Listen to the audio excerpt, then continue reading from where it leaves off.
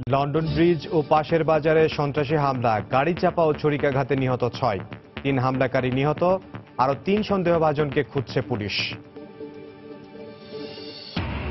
প্রতিনিয়ত ট্রাফিক আইন লঙ্ঘন করছেন খোদ ট্রাফিক পুলিশরাই। অধিকাংশ সার্জেন্ট ও পুলিশের যানবাহনে নেই বৈধ কাগজপত্র। ছাড় না দেওয়ার দাবি ট্রাফিক বিভাগের। পুরনো ঢাকার ছোট আয়তনের প্লট সমন্বিত করছে রাজউক। নানা জটিলতার আশঙ্কায় স্থানীয় বাসিন্দারা।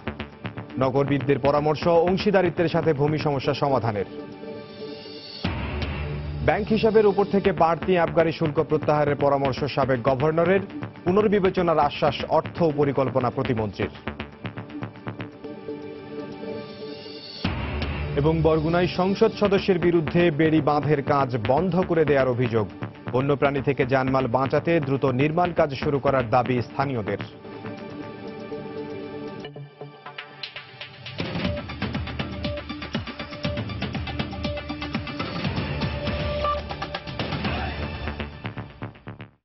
সময় সংবাদের সঙ্গে আছি আমি ইমদাদুল হক।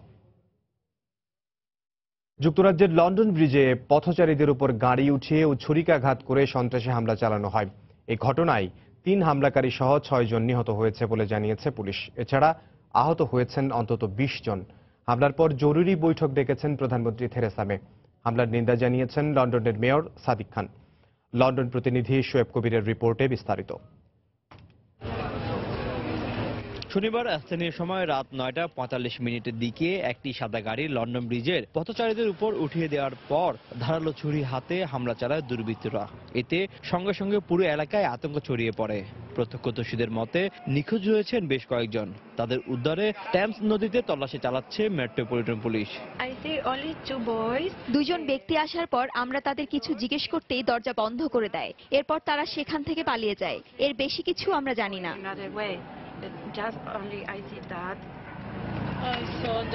হামলাকারীরা পাশের একটি রেস্টুরেন্ট থেকে আমাদের রেস্টুরেন্টে প্রবেশ করে। এরপর দেখি আশপাশের লোকজন চারিদিকে ছোটাছুটি করছে। আমরা কিছু বুঝে ওঠার আগে সেখান থেকে পালিয়ে আসি। এই ঘটনার পরপর বন্ধ করে দেওয়া হয়েছে রেলওয়ে স্টেশন, লন্ডন ব্রিজ সহ আশেপাশের সড়কগুলো। আহতদের নিরাপত্তায় হাসপাতালগুলোর বাইরের সড়কগুলো বন্ধ করে দিয়েছে কর্তৃপক্ষ। I'm really concerned. I don't know what's going on here. So probably আমার মনে হচ্ছে যে এই রোডগুলো বন্ধ করে দিয়েছে, তো আমরা এখন যেতে পারছি না। আমি গাড়ি পার্কিং করে রেখেছি, পুলিশ বন্ধ করে দিয়েছে। I don't know actually where to go, you know. So দেখি কি করা যায়। হয়তোবা অন্য দিক দিয়ে যেতে হতে পারে, বাট 4-5 দিন আগে মানে সপ্তাহখানেক আগে ম্যানচেস্টারে অ্যাটাক হলো, এখন আবার এখানে। Is really concern for us. London bridge থেকে খুব আমার কাজ খুব কাছে, এখন ওই এলাকা যাওয়া যাচ্ছে না, ঢোকা যাচ্ছে না। আসলে এটা কনসার্ন আমাদের জন্য।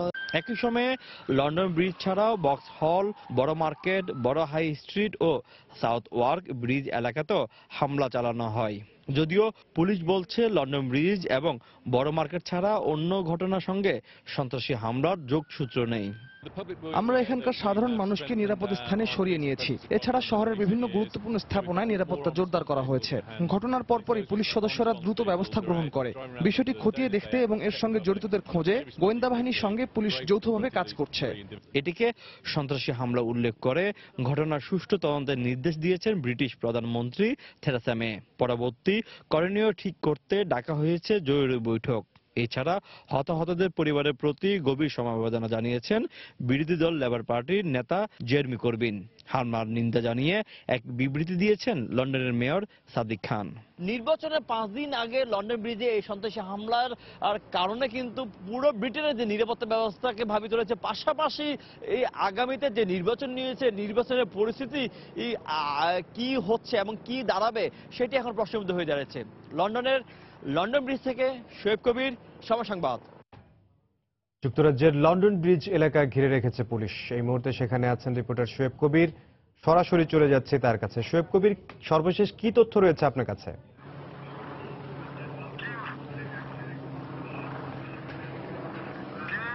ঠিক আপনি যেমনটা বলছেন, আমি এখন দাঁড়িয়ে আছি লন্ডন ব্রিজের ঠিক একেবারে কাছাকাছি, যেখানে সন্ত্রাসী হামলা হয়েছে শনিবার রাতের দিকে, এবং এই ভয়াবহ সন্ত্রাসী হামলায় এখন পর্যন্ত 6 জন নিহত হয়েছে এবং আহত হয়েছে প্রায় 30 জনের অধিক। আপনারা ঠিক যেমনটা দেখছিলেন, পুরো এলাকাটি আপনারা পুলিশি নিরাপত্তা বেষ্টনী দিয়ে ঢেকে ফেলা হয়েছে এবং পুরো লন্ডন শহরের প্রায় লন্ডন ব্রিজ থেকে প্রায় 1.5 থেকে 2 কিলোমিটার এলাকা পুলিশ দিয়ে পুরো নিরাপত্তা বেষ্টনী দিয়ে ঢেকে ফেলা হয়েছে। এবং যে এলাকাটিতে হামলা হয়েছিল ভ্যান গাড়ি নিয়ে, সেই এলাকাটির গাড়ির যে গতিবেগ ছিল সেই ঘন্টায় 20 কিলোমিটার, বাট যে সাদা ভ্যান গাড়ি তখন প্রায় 50 কিলোমিটারের বেশি গতিবেগে গিয়ে হামলা চালায় পথচারীদের উপর। এর পরপরে ভ্যান গাড়ি থেকে তারা 3 জন বের হয়ে পথচারীদের ছুরি দিয়ে আঘাত করতে থাকে। সেই সময় আতঙ্কে অনেকে নদীতে পড়ে গেছে কিনা এবং নিখোঁজ হয়েছে কিনা সেই ব্যাপারে কিছু জানা যায়নি। তবে লন্ডন মেট্রোপলিটন পুলিশের একটি বিশেষ দল এখনো পর্যন্ত লন্ডন ব্রিজে নদীতে, যে টেমস নদীতে তল্লাশি চালাচ্ছে। আর স্বাভাবিকত যে লন্ডনবাসী শনিবার এবং রোববার এই সময়টাতে তারা অবসর সময় কাটাতে কিন্তু লন্ডন ব্রিজের পার্শ্ববর্তী যেসব এলাকাগুলোতে আছেন সেখানে বিভিন্ন ক্লাব, বার এবং রেস্টুরেন্টে কিন্তু সময় কাটান। এই সময় কাটানোর যে সময়টা, এই সময়টাতে কিন্তু এই ধরনের একটা ন্যাক্কারজনক হামলা ঘটনা ঘটেছে।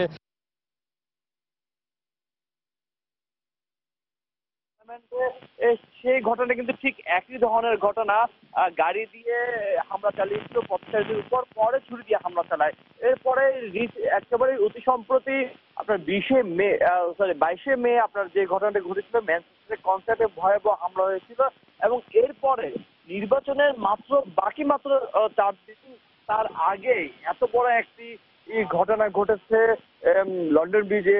এটি সত্যি ভাবিয়ে তুলেছে ব্রিটেনের নিরাপত্তা ব্যবস্থাকে। আপনাদেরকে যেমনটি বলছিলাম যে ম্যানচেস্টারের ঘটনার পরে কিন্তু ব্রিটেনে কিন্তু নিরাপত্তা ব্যবস্থা কিন্তু সর্বোচ্চ সতর্কতা অবলম্বন করেছিল, কিন্তু এত সতর্কতার মাঝেও আর্মি নামানো হলো, পুলিশের বিশেষ টিম নামানো হলো, এরপরও কিন্তু যে লন্ডনের যে ঘটনা ঘটেছে এই লন্ডন ব্রিজে, এটি কিন্তু নতুন করে কিন্তু ভাবিয়ে তুলেছে যে নির্বাচনের ফলাফল, নির্বাচন কোন দিকে যাচ্ছে সেটি এখন দেখার বিষয়ে। আপনাকে আর কথা বলে রাখা ভালো যে এখন পর্যন্ত যে লন্ডনের পার্শ্ববর্তী এলাকাগুলো, এই এলাকা কিন্তু এখন সকাল প্রায় আপনার 5টা বাজে, এখন কিন্তু পুরো এলাকাটি নীরব, একদম মতো নীরবতা। এখানে এইসব এলাকায় যারা বসবাস করতো তাদের কিন্তু অন্য দিকে সরিয়ে ফেলা হয়েছিল, এবং এইসব এলাকায় এখন পর্যন্ত কাউকে প্রবেশ করতে দিচ্ছে না। তবে এই সন্ত্রাসী হামলার দায় এখন পর্যন্ত কোন সংগঠন স্বীকার করেনি। তবে লন্ডন মেট্রোপলিটন পুলিশ একে সন্ত্রাসী হামলা সংঘবদ্ধ সন্ত্রাসী হামলা হিসেবে চিহ্নিত করেছে, এবং ব্রিটিশ প্রধানমন্ত্রী থেরেসা মে এই ঘটনার তীব্র নিন্দা এবং শোক প্রকাশ করেছেন। পাশাপাশি বিরোধী দলীয় নেতা জেরেমি করবিন লন্ডনের প্রতিকার শোক প্রকাশ করেছেন। এ ছিল আমার কাছে লন্ডন ব্রিজের সর্বশেষ আপডেট। লন্ডন ব্রিজ এলাকা থেকে সরাসরি জানাচ্ছিলেন শোয়েব কবির সেখানকার সর্বশেষ পরিস্থিতি। তিনি যেমনটি জানাচ্ছিলেন যে এই হামলায় 6 জন নিহত হয়েছেন এবং আহত হয়েছেন প্রায় 30 জন। এদিকে লন্ডন ব্রিজ ও ম্যানচেস্টারে ঘটে যাওয়া ভয়াবহ সন্ত্রাসী হামলায় আতঙ্কিত ব্রিটেনের বসবাসরত প্রবাসী বাঙালিরা। ব্রিটেন সহ ইউরোপের ধর্মপ্রাণ মুসল্লিরা দীর্ঘ সময় রোজা রেখে গভীর রাতে নামাজ শেষ করে বাসায় ফেরেন উদ্বেগ উৎকণ্ঠা নিয়ে। রমজান মাস উপলক্ষে টাওয়ার হ্যামলেটসে অতিরিক্ত পুলিশ মোতায়েন সহ নিরাপত্তা জোরদার করা হয়েছে। বিস্তারিত লন্ডন প্রতিনিধি শোয়েব কবিরের রিপোর্টে। পবিত্র রমজান মাসে দীর্ঘ 18 ঘন্টা রোজা রাখছেন ব্রিটেন সহ ইউরোপের ধর্মপ্রাণ মুসল্লিরা। এক কাতারে নামাজ আদায় করতে মসজিদে যান সব বয়সীরা। তারা বিশ্বাস করে বাড়ি ফিরতে রাত গভীর হয়ে যায়। বর্তমানে যে পরিবেশ সৃষ্টি হয়েছে আমাদের লন্ডনে, যে একটি মারাত্মক আতঙ্কের মধ্যে আমরা আছি। ফজরের নামাজে এবং তারাবির নামাজ আপনারা জানেন ইসলামের মসজিদে প্রায় 5 মিনিটে শেষ হয়। তা আমরা সকলে একটু আতঙ্কের মধ্যে থাকেন এবং আমরা কয়েকজন মিলিত হয়ে যাচ্ছে। যে কোনো ধরনের হামলা এড়াতে সতর্ক থাকার আহ্বান জানিয়েছেন সাবেক শ্যাডো মিনিস্টার রোশনারা আলী। এদিকে নিরাপত্তা জোরদারের আহ্বান জানিয়েছেন প্রবাসী বাঙালিরা। অনেক মসজিদের সিকিউরিটি কোনো ব্যবস্থা নাই, তো আমরা আশা করছি যে প্রত্যেক মসজিদে আমার মনে হয় স্পেশালি একটা টিম রাখার দরকার, যারা খেয়াল রাখবে আর কি কারা মসজিদে এসে আসতেছে এবং কি করতেছে। অ্যালার্ম করার জরুরি নাই, চিন্তা করার জরুরি নাই, একটু ভিজিলেন্স থাকার জরুরি, খেয়াল রাখার জরুরি। যখন বাইরে যাই একটু চিন্তা করিয়া খেয়াল করিয়া কেয়ারফুলি চলার দরকার। পুরো রমজান মাস জুড়ে লন্ডনে বাংলাদেশি অধ্যুষিত টাওয়ার হ্যামলেটসে ও বিভিন্ন স্থানে নিরাপত্তা ব্যবস্থা জোরদারের কথা জানান মেট্রোপলিটন পুলিশের এই কর্মকর্তা। হামলার বিষয় এড়াতে আমরা কঠোর নিরাপত্তা ব্যবস্থা নিয়েছি। টাওয়ার হ্যামলেটসের মসজিদগুলো ছাড়াও জনগণের নিরাপত্তার স্বার্থে বিশেষ স্থানগুলোতে আমরা অতিরিক্ত পুলিশ মোতায়েন করেছি। পাশাপাশি আমরা সবার সহায়তা কামনা করছি যে কোনো অপ্রীতিকর ঘটনা ঘটলে আমাদের জানানোর জন্য।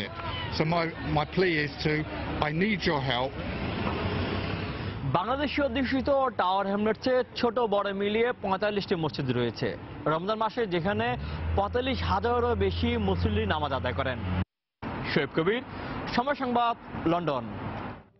রাঙামাটির লংগদুতে বাড়িতে ভাঙচুর ও অগ্নিসংযোগের ঘটনার পর এখনও আতঙ্ক কাটেনি আদিবাসীদের। বাড়ি ছেড়ে চলে গেলেও পরিস্থিতি কিছুটা অনুকূল হওয়ার পর এলাকায় ফিরতে শুরু করেছেন তারা। এদিকে এ ঘটনায় পুলিশ বাদী হয়ে একটি মামলা করেছে। এ ঘটনায় এখন পর্যন্ত 7 জনকে গ্রেফতার করেছে পুলিশ। ঘটনাস্থল পরিদর্শন করেছেন জেলা প্রশাসক ও পুলিশ সুপার। রাঙামাটি প্রতিনিধি হেফাজত সবুজের পাঠানো তথ্য ও ছবি নিয়ে ডেস্ক রিপোর্ট। পুরো লংগদু উপজেলা যেন পরিণত হয়েছে ধ্বংসস্তূপে। আগুন নিভে গেলেও এখনো কিছু বাড়িঘর থেকে ধোঁয়া বের হচ্ছে। পুড়িয়ে দেয়া হয়েছে যানবাহনও। এ ঘটনার পর শুক্রবার বাড়ি ছেড়ে গেলেও শনিবার অনেকে এলাকায় ফিরে আসেন, কিন্তু আতঙ্ক কাটেনি তাদের। তবে পরিস্থিতি এখন অনেকটা শান্ত বলে জানিয়েছেন উপজেলা চেয়ারম্যান। বাড়ি হুড়ে হুড়ে এরকম তো ঘর সব ফেলে গেছে, জিনিসপত্র যা বাইর করতে করছে, বাইর করার পরে তারপরে ওই যে আগুন ধরাই দিছে। এখনো পাহাড়িদের মানবদের এই আশঙ্কা আছে। অসহায় অবস্থায় কেউ থানায় আশ্রয় নিছে, এখন প্রশাসনের লোকজন খুঁজে খুঁজে কিনা হয় বের করছে। কেউ এই তিনটিলা বনবিহার মন্দিরে আছে। এই ক্ষতি কিভাবে পূরণ হবে এটা তো আমরা নিজে বাসায় প্রকাশ করার মতো আমাদের কোনো। কিছু লোক ফিরতেছে, আমরা কিছু এখানে মন্দিরের মধ্যে অবস্থান করতেছি। এখানে সেনাবাহিনী আছে, পুলিশ আছে। বর্তমান পরিস্থিতি অন্তত শান্ত আছে, শান্ত পরিস্থিতি, সবাই সবার বাড়িতে ফিরে আসতেছে। এর আগে সকালে ঘটনাস্থল পরিদর্শন করেন জেলা প্রশাসক ও পুলিশ সুপার। পরে আইন শৃঙ্খলা রক্ষা বাহিনী ও জনপ্রতিনিধিদের সঙ্গে নিয়ে বৈঠক করেন তারা। এ সময় ক্ষতিগ্রস্ত অনেকে কান্নায় ভেঙে পড়েন। আমার পরিচিত লোক সকাল থেকে আমার বাসায় যায়, ওই ছেলেটা যদি আমার বাসায় আগুন দেয় তখন আমি কিভাবে এটা মেনে নিই? প্রয়োজনে প্রত্যেক এলাকায় কমিটি করে, পাহাড়ি বাংলাদেশ সকল মানুষকে কমিটি করে আমাদের যে কনফিডেন্সটা লস হয়েছে সেটাকে ফিরিয়ে আনতে হবে। আপনার ঘর করেছে, ঘর সরকার ইচ্ছা করলে করে দিতে পারে, কিন্তু আস্থার জায়গাটা কিন্তু নিজেদের মধ্যে সৃষ্টি করতে হবে। আগুন দেওয়ার ঘটনায় লংগদু থানার এসআই দুলাল বাদী হয়ে 15 জনের নাম উল্লেখ করে অজ্ঞাতনামা 300 জনের বিরুদ্ধে একটি মামলা করেন। এছাড়া এ ঘটনায় জড়িত সন্দেহে উপজেলার বিভিন্ন এলাকায় অভিযান চালিয়ে 7 জনকে আটক করেছে পুলিশ। লংগদু ইউনিয়ন যুবলীগ নেতা নুরুল ইসলাম নয়নের লাশ উদ্ধারের পর তাকে হত্যার প্রতিবাদে শুক্রবার সকালে বিক্ষোভ মিছিল করে স্থানীয় যুবলীগের নেতাকর্মী ও এলাকাবাসী। মিছিল চলাকালে উপজেলা জনসংহতি সমিতির কার্যালয় সহ আশপাশে আদিবাসীদের বাড়িঘর ভাঙচুর ও অগ্নিসংযোগের ঘটনা ঘটে। সময় সংবাদ, রাঙামাটি। সময় সংবাদে আরো থাকছে। কাজ শেষ হওয়ার আগেই খুলনা আধুনিক রেল স্টেশনের প্ল্যাটফর্মের ছাদে ফাটল। কাজের মান নিয়ে প্রশ্ন, জড়িতদের বিরুদ্ধে ব্যবস্থা নেবে রেলওয়ে কর্তৃপক্ষ। যুদ্ধাহত মুক্তিযোদ্ধা, এতিম ও আলেম ওলামাদের সঙ্গে ইফতার করেছেন প্রধানমন্ত্রী শেখ হাসিনা। শনিবার সন্ধ্যায় গণভবনের ব্যাংকোয়েট হলে তিনি এই ইফতার ও দোয়া মাহফিলে অংশ নেন। ইফতার ও দোয়া মাহফিলের আধা ঘন্টা আগেই প্রধানমন্ত্রী অনুষ্ঠানে উপস্থিত হন। এ সময় তিনি অনুষ্ঠানে আগত যুদ্ধাহত মুক্তিযোদ্ধা, এতিম ও আলেম ওলামাদের টেবিলে টেবিলে গিয়ে কুশল বিনিময় করেন এবং সবার খোঁজ খবর নেন। ইফতারের আগে দেশ ও জাতির কল্যাণে বিশেষ দোয়া ও মোনাজাত করা হয়। অনুষ্ঠানে ধর্মমন্ত্রী অধ্যক্ষ মতিউর রহমান সহ প্রধানমন্ত্রীর দফতরের ঊর্ধ্বতন কর্মকর্তারা উপস্থিত ছিলেন।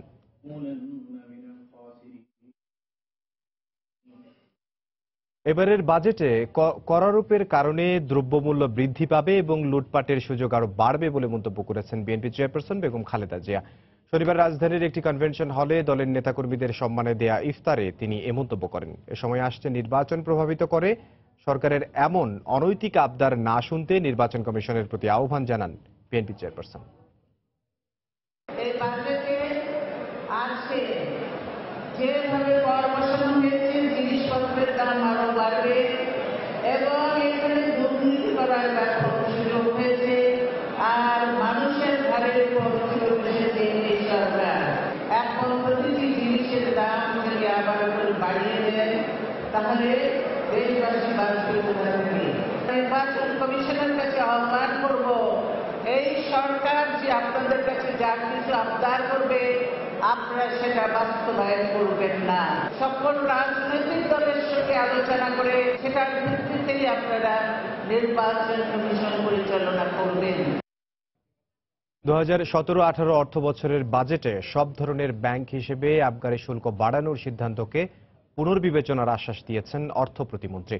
প্রস্তাবিত বাজেট নিয়ে metropolitan chamber of commerce and industries MCCI আয়োজিত আলোচনা সভায় এই আশ্বাস দেন তিনি। অন্যদিকে অন্তর্ভুক্তিমূলক অর্থনীতির জন্য ব্যাংক হিসেবে শুল্ক বৃদ্ধির সিদ্ধান্ত নেতিবাচক পদক্ষেপ হিসেবেই দেখছেন অর্থনীতিবিদরা। জুবাইর ফয়সালের রিপোর্ট। 2017-18 অর্থ বছরের প্রস্তাবিত বাজেট অনুযায়ী বছরের যে কোনো সময় ব্যাংক হিসাবে 1 থেকে 10 লাখ টাকা জমা দিলে বা উত্তোলন করলে আবগারি শুল্ক হিসেবে সরকারের তহবিলে যাবে 800 টাকা। আগে যার পরিমাণ ছিল 500 টাকা। একইভাবে 10 লাখ টাকা থেকে 1 কোটি টাকা পর্যন্ত লেনদেনের ক্ষেত্রে কেটে রাখা হবে 2500 টাকা। সরকারের এমন সিদ্ধান্তের পক্ষে বিপক্ষে এর মধ্যেই দেশ জুড়ে ব্যাপক আলোচনা সমালোচনার সৃষ্টি হয়েছে, যার প্রভাব দেখা গেল MCCI এর বাজেট পর্যালোচনা অনুষ্ঠানে।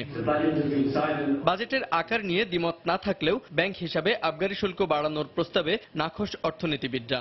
এতে অন্তর্ভুক্তিমূলক অর্থনৈতিক উন্নয়ন বাধাগ্রস্ত হবে বলেও মনে করে বিশেষজ্ঞ মহল।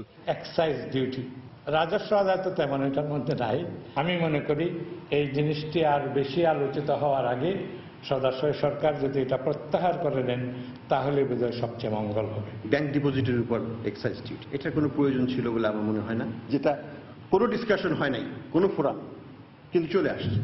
এবং চলে আসার ফলে কিন্তু আমি মনে করি যে সরকারের ইমেজ সাংঘাতিকভাবে ব্যাহত হয়েছে। প্রস্তাবিত বাজেটে বেসরকারি বিনিয়োগ বাড়ানোর বিষয়ে কোনো দিক নির্দেশনা না থাকায় হতাশা প্রকাশ করে MCCI। সরকার কি করতে যাচ্ছে প্রাইভেট সেক্টর ইনভেস্টমেন্টকে স্টিমুলেট করার জন্য, that was not very clear from বাজেটের কোনো বক্তৃতা বা পরবর্তী আলোচনাগুলো থেকে। সারা পৃথিবীতে যে অয়েল প্রাইসের যে একটা মূল্যহ্রাস হয়েছে সেটার কোনো বেনিফিট আমরা ইন্ডাস্ট্রিতে পাইনি, সেটা পাওয়া উচিত ছিল।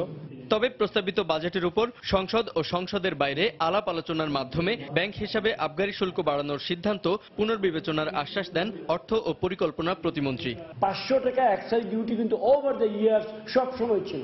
আমাদের সংসদে এটা নিয়ে আলোচনা হবে, হাওয়াটা বুঝতে পারছি।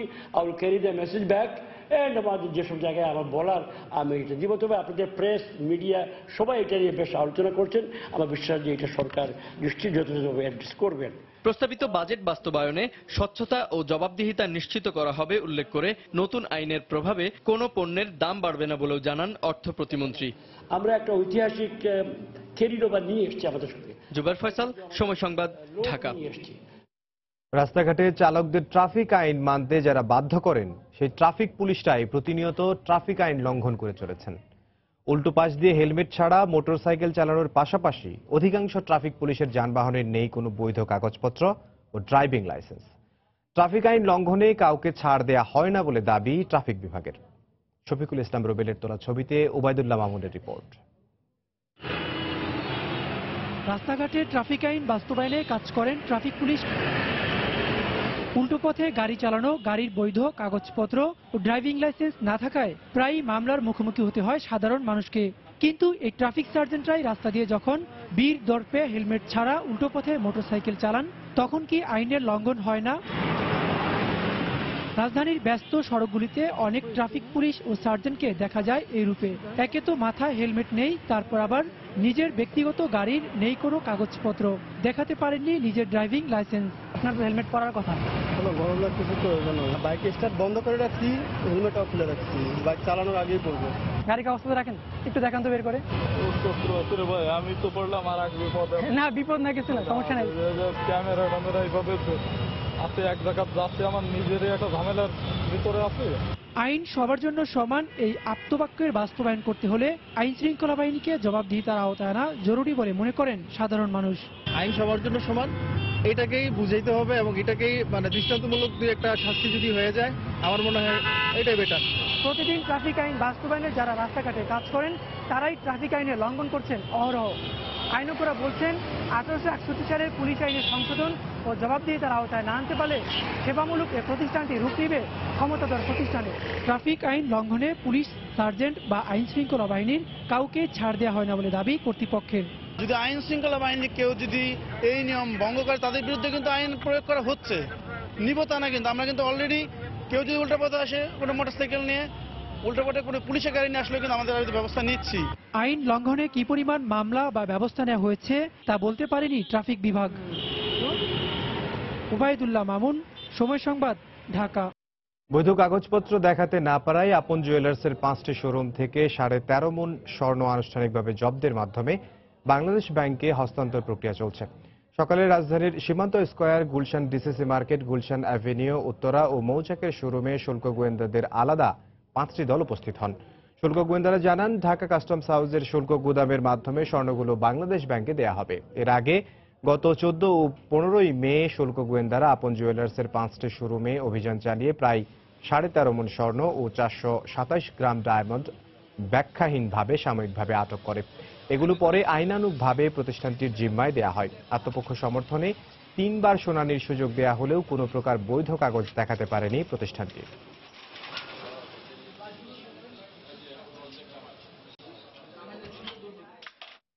আপন জুয়েলার্সের 5টি শোরুম থেকে জব্দ করা 13.5 মণ স্বর্ণ সকাল থেকে বাংলাদেশ ব্যাংকের কাছে হস্তান্তর করছেন শুল্ক ও গোয়েন্দা বিভাগ। এই মুহূর্তে রাজধানীর ধানমন্ডির সীমান্ত স্কয়ারে আপন জুয়েলার্সের শোরুমে আছেন রিপোর্টার মুজাহিদ শুভ। সরাসরি চলে যাচ্ছি তার কাছে। শুভ, ইমরাদ, আপনি জানেন বৈধ কাগজপত্রের অভাবে যে 13.5 মণ স্বর্ণ যে জব্দ করা হয়েছিল আপন জুয়েলার্সের, তা আগে থেকে কিন্তু সিলগালা করে রাখা হয়েছিল। আজকে 5টি শোরুম থেকে, রাজধানীর আপন জুয়েলার্সের 5টি শোরুম থেকে আজকে কিন্তু এগুলো আনুষ্ঠানিকভাবে নিয়ে যাওয়া হচ্ছে বাংলাদেশ ব্যাংকের উদ্দেশ্যে, সেখানে অস্থায়ীভাবে রাখা হবে। আপনাকে আরো একটা বিষয় জানিয়ে রাখি, 14 এবং 15ই মে তারিখে 5টি শোরুম থেকে আপন জুয়েলার্সের স্বর্ণ ও স্বর্ণালঙ্কার 13.5 মণ ও হীরা হচ্ছে 427 গ্রাম জব্দ করা হয়। এরপরে কিন্তু কর্তৃপক্ষকে শুল্ক ও গোয়েন্দা অধিদপ্তরের পক্ষ থেকে কিন্তু 3 বার তলব করা হয়েছিল। তারা 2 বার সাড়া দিয়েছিলেন।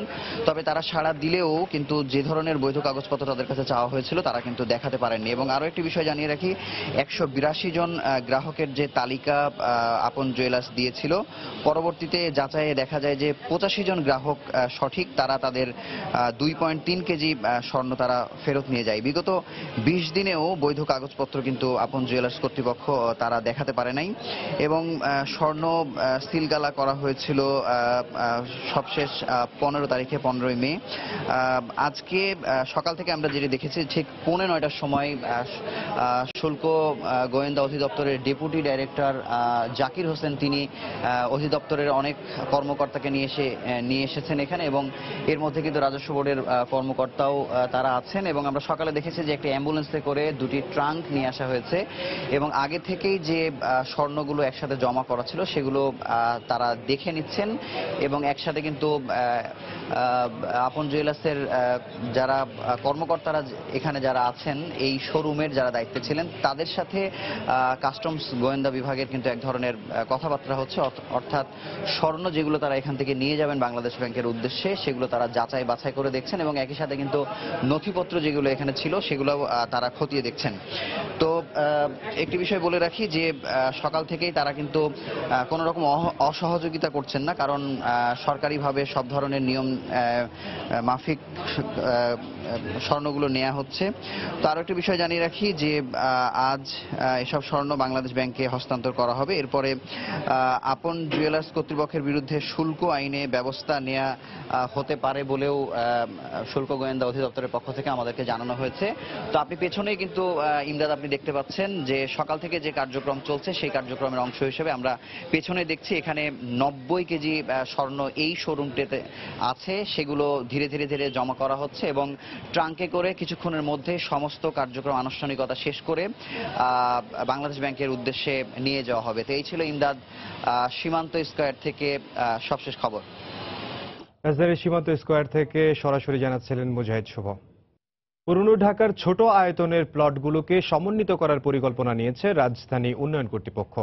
মামলা ও অংশীদারিত্বের জটিলতার কারণে বাস্তবায়ন অনেকটাই কঠিন বলে মন্তব্য স্থানীয় বাসিন্দাদের। যদিও নগরবিদদের পরামর্শ, অংশীদারিত্ব ও ভূমির সমস্যা সমাধানে বিশেষ ব্যবস্থা নেওয়া এবং জনগণের আস্থা অর্জনকে গুরুত্ব দিয়ে কাজ করলে সফল হওয়া সম্ভব। রাজুক জানাই, বাস্তবায়নের লক্ষ্যে মাঠ পর্যায়ে সম্ভাব্যতা যাচাইয়ের কাজ করছে প্রতিষ্ঠানটি। হাবিবুর রহমান উজ্জ্বলের ক্যামেরায় মিজানুর রহমান কবিরের রিপোর্ট। 57টি ওয়ার্ড নিয়ে গঠিত ঢাকা দক্ষিণ সিটি কর্পোরেশনের বড় এক অংশ পুরনো ঢাকা। এসব এলাকার মূল সমস্যা জমি বা বাড়িতে অতিরিক্ত অংশীদারিত্ব। মালিকরা অনেকেই ব্যক্তি উদ্যোগে ভবন তৈরি করেন। স্থানীয়রা বলছেন অনেকে আবাসন প্রতিষ্ঠান দিয়ে নির্মাণ করালেও সেখানে রাস্তাঘাট বড় হওয়া বা অন্যান্য নাগরিক সুবিধার তেমন পরিবর্তন চোখে পড়ে না। এই 7-6 জমির মধ্যে 8 জানুয়ারি এসেছে, আধা কাটা পেয়েছে, আধা কাটা বানায় লিছে। চিন্তা করে আমার আধা কাটাতে আমি যতদিন বাঁচি এমবি চলে যাই। 6 ইঞ্চি জায়গা আছে, 6 ইঞ্চি জায়গা নিয়েও মামলা চলছে। এতগুলো ছোট ছোট বাড়িকে একসাথে আনা এটা একটু দুরূহ ব্যাপারই। রাজনীতি করতে চাই, আমাদেরকে যদি সুযোগ সুবিধা দিয়ে থাকে, যদি আমাদের তাদের সাথে কথা অ্যাডজাস্ট হয় তাহলে আমরা অ্যাকসেপ্ট করব। জনগণ ও নগরবিদরা মনে করেন রাজধানী উন্নয়ন কর্তৃপক্ষের নেয়া প্লট একত্রীকরণ ও বিন্যাসের উদ্যোগ বাস্তবায়নে সিটি কর্পোরেশন ও অন্যান্য সংস্থারও এগিয়ে আসা প্রয়োজন। ক্রিয়া পদ্ধতি এগুলো আছে, সেগুলো যদি সঠিকভাবে মানা যায়, সিঙ্গাপুর যেরকম মেনেছে, তাহলে এটা সম্ভব। কিন্তু কাজটা খুব কঠিন। রাজুকের পক্ষে সম্ভব কিনা সেটা একটা প্রশ্ন থাকবে। ওয়ার্ড কাউন্সিলরদের সঙ্গে বৈঠক করে সমস্যা চিহ্নিত করা, সমাধানের পদ্ধতি এবং প্রাথমিক মতামত নেওয়ার কাজ চলছে।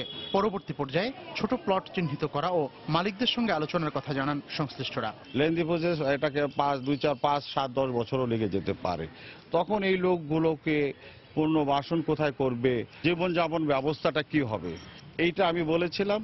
তো ওনারা বললো যে এটা হয়তো আমরা একটা ডিসিশন নিব, নিয়ে হয়তো আমরা এটাকে আগাবো আর কি। ক্যাব যে আমরা করছি সেখানে আমাদের যে লোকাল কমিউনিটির সাথে যখন আমরা মত বিনিময় করছি, সেখানে এই ব্যাপারে কিন্তু তারা উৎসাহ দেখিয়েছেন আর কি, যে অনেকে যে এবার একটা পাইলট প্রজেক্ট নিলে তারা এগিয়ে আসবেন। তো আমরা এটা চিন্তা ভাবনা করছি আর কি।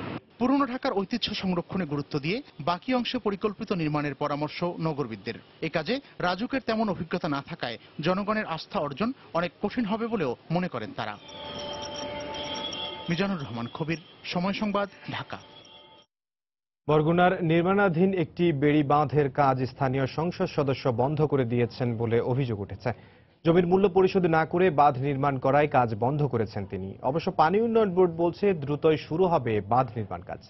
এস এম সিফাতের তোলা ছবিতে এম এ আজিমের রিপোর্ট। কয়েক দফা বন্যায় বরগুনার কাকচিরা বাজার সংলগ্ন বিষখালী নদী পাড়ের এ বাঁধটি জরাজীর্ণ হয়ে পড়ায় নতুন করে বাঁধ নির্মাণ কাজ শুরু করে পানি উন্নয়ন বোর্ড। এলাকাবাসীর অভিযোগ, গত 25 মে ঘটনাস্থলে এসে স্থানীয় সংসদ সদস্য শওকত হাসানুর রহমান রিমন বন্ধ করে দেন নির্মাণ কাজ। তার সহযোগীরা শারীরিকভাবে লাঞ্ছিত করেন কর্মরত ব্যক্তিদের। এ অবস্থায় ক্ষুব্ধ বাঁধ সংলগ্ন মানুষেরা। না হইলে আপনার ফসল থাকবে না, মানুষজন থাকবে না, গরু কিছু থাকবে না। কাজের জন্য আসছে বেকুনিয়া, আমরা অত্যন্ত খুশি। বাধা দেওয়ানে আমরা এখন ক্ষতিগ্রস্ত। পানি যে অবস্থা, যে কোনো মুহূর্তে রাস্তা ছুটে যাইতে পারে। তবে সংসদ সদস্য জেলার বাইরে থাকায় মোবাইল ফোনে দাবি করেন যে জমির উপর নতুন করে বাঁধ নির্মাণ করা হচ্ছে তার মূল্য জমির মালিকদের পরিশোধ না করায় কাজ বন্ধ করেছেন। সবাই মিলে আমাকে কমপ্লেন দিল যে আমাদের এইটা কি করা যায়। আমি ওইখানে গেলাম, গিয়ে দেখলাম আসলে 100 ফিট ভেরি বাঁধতেছে তাদের জায়গায়। গরিবের টাকা তো দেবে, আজকে বৈঠক হচ্ছে, যদি টাকা দেয় তাইলে তারা জমির ব্যবস্থা দেবে। জমিদাতারা বলছেন জমির মূল্য নয়, নদীর লবণ পানি থেকে ফসল ও বন্যার পানি থেকে নিজেদেরকে বাঁচাতে চান তারা। আমরা তো অভিযোগ করি না, কারণ আমাদের রাস্তা হোক এটা তো আমরা চাই। বিনা আপত্তিতে বিনা কন্ট্রাক্টে আমরা জমি দেওয়ার জন্য প্রস্তুত। বেরিবারটা আর পাইলিংটা এই দুইটাই হলে যাতে করে আমরা একটা বাসস্থান থাকে।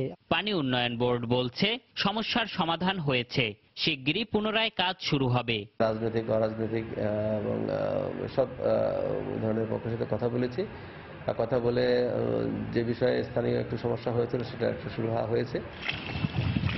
কাকচিরার এই বাঁধের প্রায় 1 কিলোমিটার ও মঠবাড়িয়ার দুটি অংশের নির্মাণ ব্যয় ধরা হয়েছে 132 কোটি টাকা।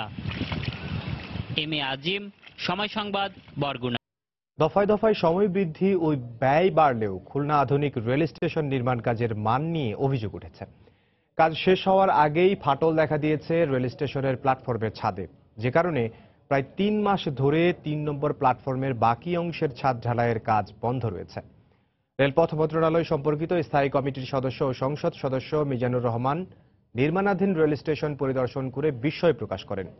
প্রকল্পের কর্মকর্তা বিষয়টি গুরুতর কিছু নয় বলে দাবি করলেও রেল মন্ত্রণালয়ের শীর্ষ কর্মকর্তা তদন্ত কমিটি গঠন করে জড়িতদের বিরুদ্ধে ব্যবস্থা নেওয়ার কথা জানিয়েছেন। তরিকুল ইসলামের প্রতিবেদন, ক্যামেরায় ছিলেন আবুল বাশার। খুলনার পাওয়ার হাউস মোড়ে নির্মাণাধীন আধুনিক রেল স্টেশনের 2 নম্বর প্ল্যাটফর্মের ঢালাই করা 700 ফুট ছাদের একাধিক স্থানে ফাটল দেখা দিয়েছে। তবে ফাটল ধরা 5টি স্থানে রিপেয়ারিং করে সেটা ঠিক করার চেষ্টা করা হয়েছে। এ কারণে 2 নম্বর প্ল্যাটফর্মের 500 ফুট এবং 3 নম্বর প্ল্যাটফর্মের 400 ফুট ছাদ ঢালাইয়ের কাজ প্রায় 3 মাস ধরে বন্ধ রয়েছে।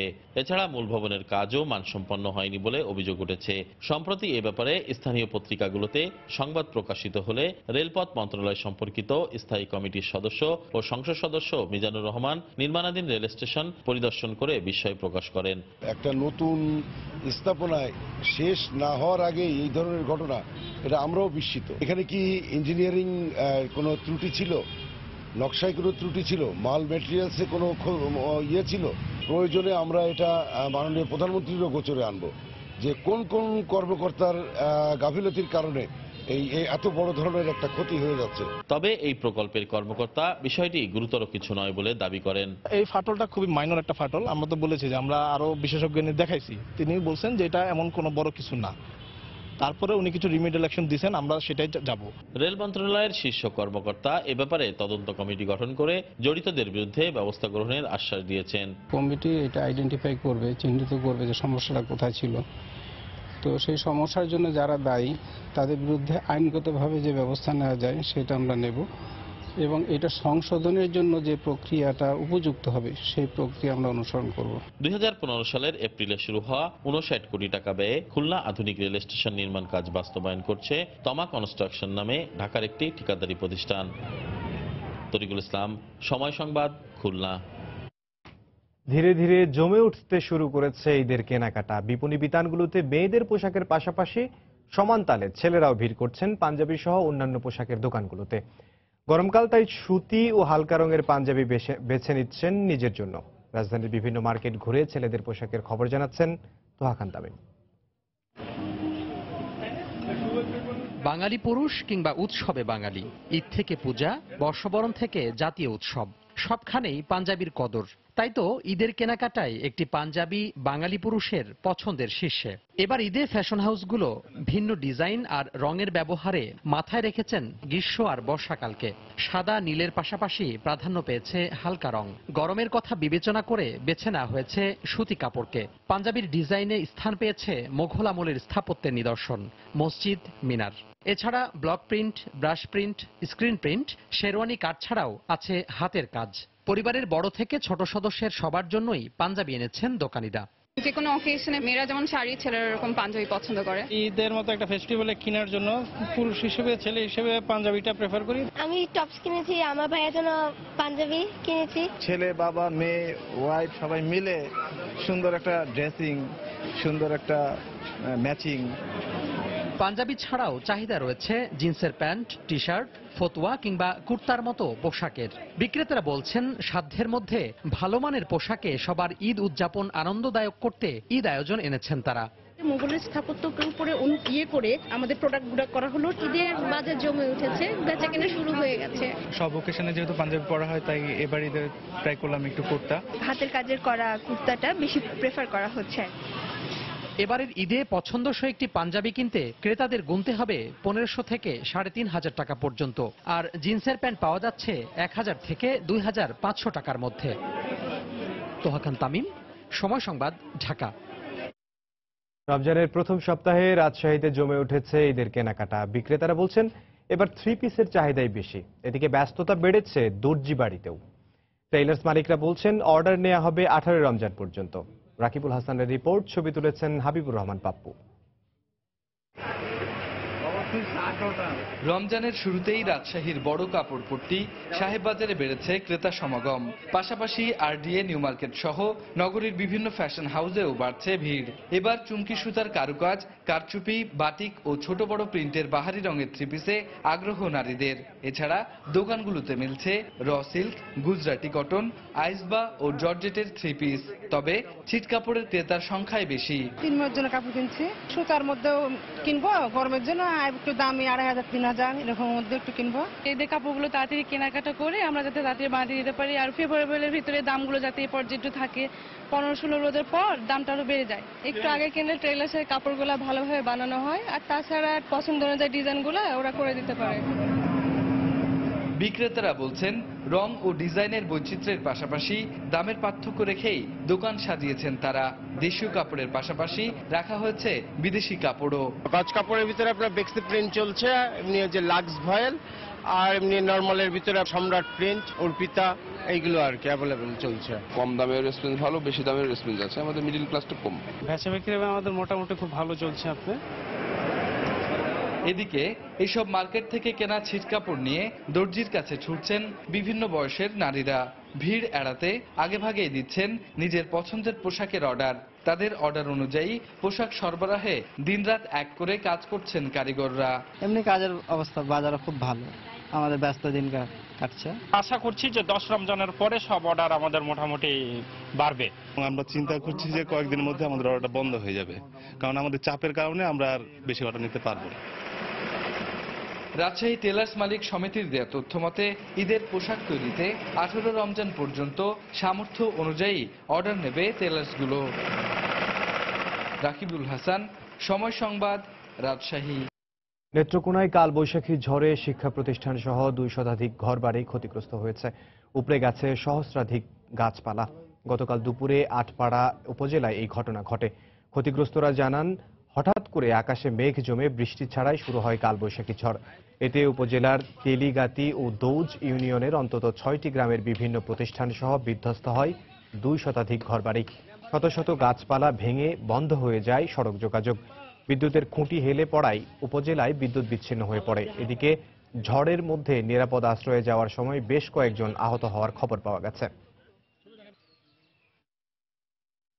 ভারতের তামিলনাড়ুতে বুনো হাতির হামলায় 4 জনের মৃত্যু হয়েছে, আহত হয়েছে আরও 4 জন। রাজ্যটির কোয়েম্বাটুরের গণেশপুরম ও ভেলালোর এলাকায় জঙ্গল থেকে একটি বুনো হাতি লোকালয়ে ঢুকে পড়ে এবং হামলা চালায়। মৃত 4 জনের মধ্যে 1 কিশোরী ও 2 নারী রয়েছে। আহতদের স্থানীয় হাসপাতালে চিকিৎসা দেওয়া হচ্ছে। তামিলনাড়ুর মুখ্যমন্ত্রী এ ঘটনায় শোক প্রকাশের পাশাপাশি আর্থিক সহায়তা প্রদানের প্রতিশ্রুতি দিয়েছেন।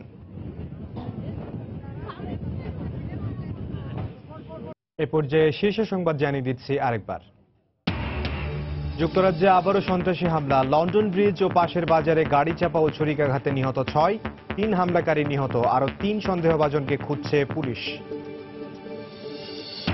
প্রতিনিয়ত ট্রাফিক আইন লঙ্ঘন করছেন খোদ ট্রাফিক পুলিশরা। অধিকাংশ সার্জেন্ট ও পুলিশের যানবাহনে নেই বৈধ কাগজপত্র। ছাড় না দেওয়ার দাবি ট্রাফিক বিভাগের। পুরনো ঢাকার ছোট আয়তনের প্লট সমন্বিত করছে রাজউক। নানা জটিলতার আশঙ্কায় স্থানীয় বাসিন্দারা। নগরবিদদের পরামর্শ অংশীদারিত্বের সাথে ভূমি সমস্যা সমাধানের। ব্যাংক হিসাবের উপর থেকে বাড়তি আবগারি শুল্ক প্রত্যাহারের পরামর্শ সাবেক গভর্নরের। পুনর্বিবেচনার আশ্বাস অর্থ ও পরিকল্পনা প্রতিমন্ত্রীর। এবং বরগুনায় সংসদ সদস্যের বিরুদ্ধে বেড়ি বাঁধের কাজ বন্ধ করে দেওয়ার অভিযোগ। বন্যপ্রাণী থেকে জানমাল বাঁচাতে দ্রুত নির্মাণ কাজ শুরু করার দাবি স্থানীয়দের। এই ছিল এখনকার মতো। যে কোনো খবর পেতে ভিজিট করুন সময়নিউজ.tv। যে কোনো বাংলা লিঙ্ক রবি নম্বর থেকে সময় সংবাদের খবর, অনুষ্ঠান সম্পর্কে জানতে এবং যে কোনো তথ্য সময় সংবাদকে জানাতে ডায়াল করুন 16242 নম্বরে। এছাড়া এইমাত্র পাওয়া খবর মোবাইলে পেতে SMS করুন *BN লিখে পাঠিয়ে দিন 16242 নম্বরে। সঙ্গে থাকুন সময়ের।